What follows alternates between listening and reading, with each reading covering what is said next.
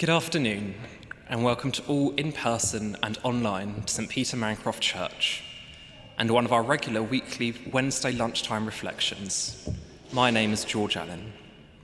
Please do feel free to continue to walk around the church if you are visiting. A question for us all to start.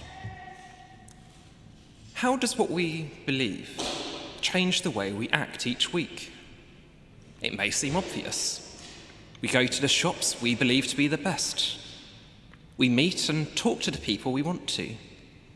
But beyond the surface, how much of that do we really share? It can often seem awkward, self-centered even, to share large personal beliefs with other people. My goodness, what if they disagree? This week in the news, you may have heard about a personal practice of the Prime Minister, Rishi Sunak. It has been revealed that every week he begins with a 36-hour fast, eating no or very little food from 5 p.m. on a Sunday to 5 a.m. on a Tuesday. What you could have easily missed from the way it has been reported, however, is that this fast is rooted in a religious practice. Yes, many Hindu devotees of Shiva, Monday is a day of fasting, an act of discipline and focus to centre and strengthen their spirituality. So, I wonder how the newspapers reacted to this spiritual discipline. PM's diet burns fat and slows down ageing. PM says fasting allows him to indulge in sugary snacks. Sounds a bit more like he's become a new fitness trainer than shared a religious and cultural practice. Are we that scared as a country to hear that somebody may have a different view than us, and that they may even act on this view in how they conduct their personal life? Moving away from the Prime Minister, fasting has been a core religious practice for a long time around the world. You may be familiar with the Muslim month of Ramadan, during which many Muslims will fast from sunrise to sunset. A difficult time to calculate, constantly updating, not helped by the fact the month takes place at a slightly earlier time each year, and with the sunset varying by where you are in the world. In fact, skyscrapers within large Muslim populations will often set the time of sunset individually for each floor, so residents know exactly when to break their fast. Fasting is also practiced by many Buddhists, many Jews, and yes, many Christians. In our Bible, we hear stories of Moses fasting for 40 days in the mountains before receiving the 10 Commandments. Stories of Elijah fasting for 40 days in the mountains before praying for water, which ended a long drought. And we read the story of Jesus fasting for 40 days in the desert before his ministry.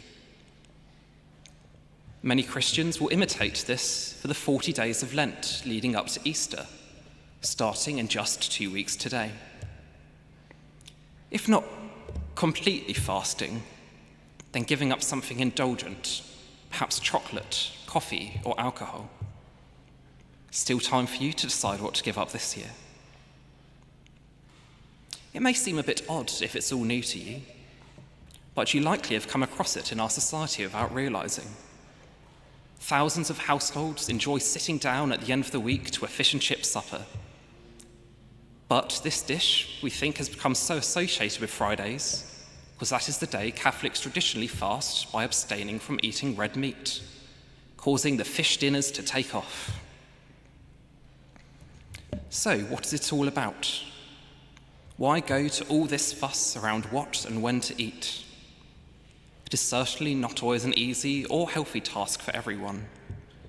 It is generally accepted across religions that fasting practices are not suitable for those with a history of disordered eating, children, the pregnant and breastfeeding, diabetics, or anyone it could cause harm to. But when safely exercised, it can act as a deep focus. When we remove the luxuries of life and focus on life's needs, what we need physically and what we need spiritually. In a world where we are bombarded with adverts for the endless next best thing, the new 50 flavours which we can't miss and just must try. There is a peace in letting go of these desires and cravings. Here as Christians, we believe that as we remove those distractions, we create space for something else in our lives, create space for God in our lives, more space to welcome that divine truth of love and peace. I do encourage you to share the habits and practices which are important to you. There is such a rich tapestry of experience among us. It would be a real shame if the next time we heard of a practice, we immediately dismissed it as a dubious new health fad. Yes, I'm afraid the de-aging claims were only ever found in mice. How much greater would it be if we could celebrate each other's lives and experience? So let's share our lives, what we can let go of, and what we want to let in. Thank you.